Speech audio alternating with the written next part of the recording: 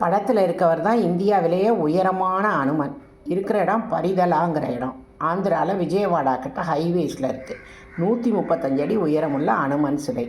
தமிழ்நாடு, கேரளா நீங்களாக மற்ற மாநிலங்கள் எல்லாம் சூரியனின் அடிப்படையாக கொண்டு மாதங்களை கணக்கிடுகின்றன. அதனால் அவங்களுக்கெல்லாம் புது வருடம் பிறந்து விட்டது. புது வருடம் பிறந்து வருகின்ற முதல் பௌர்ணமி அனுமன் ஜெயந்தியாக கொண்டாடப்படுகிறது. நாம் தமிழ்நாட்டில் மார்கழி மாதம் மூல நட்சத்திரத்தை அனுமன் ஜெயந்தியாக கொண்டாடுறோம். அவங்க கடந்த வியாழக்கிழமை அந்த சைத்திர பௌர்ணமி அன்னைக்கு அவங்க அனுமன் ஜெயந்தி கொண்டாடினாங்க. அனுமன் எல்லோராலும் மிகவும் விரும்பப்படுபவர். அனுமனுக்கு நம்ம எப்படி தமிழ்நாட்டில் மூளைக்கு மூலை பிள்ளையார் கோவில் இருக்கோ, தெருவுக்கு தெரு மூளைக்கு மூலை பிள்ளையார் கோவில் இருக்கோ, அது மாதிரி ஆந்திராவிலேருந்து எல்லா மாநிலத்துலேயும் தெருவுக்கு தெரு மரத்துக்கு மரம் ஹனுமன் கோவில் இருக்கும். அவரை பஜ்ரங் பாலி அப்படின்னு சொல்லுவாங்க. பஜ்ரங்னா இடி போன்ற வலிமையான வீரியமிக்கவர்னு அர்த்தம். அது போன்ற உடல் வலிமை மனோபலம் உள்ளவர்னு அர்த்தம்.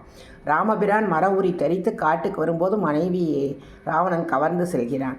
அப்போ ராமபிரானுக்கு அவ்வளவு அன்போட தோழமையோடு அவர் உதவி செஞ்சார். ராமபிரான் நீ என்னை தழுவிக்கொள்னு சொன்னார். அவ்வளவு ராமபிரான் அனுமன் மீது ரொம்ப வாத்சல்யமாக இருந்தார். எங்கெல்லாம் ராமநாமம் ஒலிக்கப்படுகிறதோ அங்கெல்லாம் அனுமன் இருப்பாருங்கிறது நம்பிக்கை.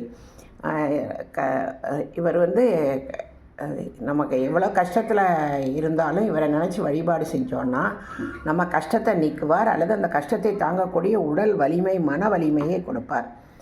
கம்பன் ரொம்ப அழகாக இவரை பஞ்சபூதங்களுக்கு ஒப்பிட்டு சொல்வார். அதாவது அஞ்சுன்னு அந்த பாடல் வரும். அஞ்சிலே ஒன்று பெற்றான் அப்படின்னா வாயுமைந்தன். அஞ்சிலே வாயு ஒரு பஞ்சபூதமாக, அஞ்சிலே ஒன்றை தாவி அப்படின்னா ஆகாயம். அம்மாட்ட அஞ்சனாத்திரிகிட்ட போய் சொல்கிற பசிக்குது மரத்தில் பழம் இருக்குது பறிச்சுக்கோங்கிறா. எப்படி இருக்கும் பழம்னாங்கிறா. நல்ல சிவப்பாக வட்டமாக இருக்கும்னு சொன்னோடனே உதிக்கும் சூரியனை போய் இளஞ்சூரியனை போய் இவர் பிடிச்சிடுறார். அதனால் ஆகாயம் அது ஒரு பஞ்சபூதம்.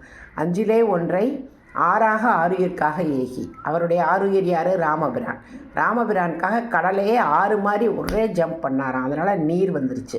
அஞ்சிலே ஒன்று பெற்ற அணங்கு கண்டு யார்? சீதா பிராட்டி. அவள் யார்? பூமி பிராட்டி. அப்போ நிலம் வந்துருச்சு. அடுத்தது அஞ்சிலே ஒன்றை வைத்தான்னா நெருப்பு. இலங்கையில் இலங்கையை தீக்கிரையாக்குறார் இல்லையா, அதனால் நெருப்பு. இப்படி அழகாக பஞ்சபூதங்களுக்கு ஒப்பாக கம்பர்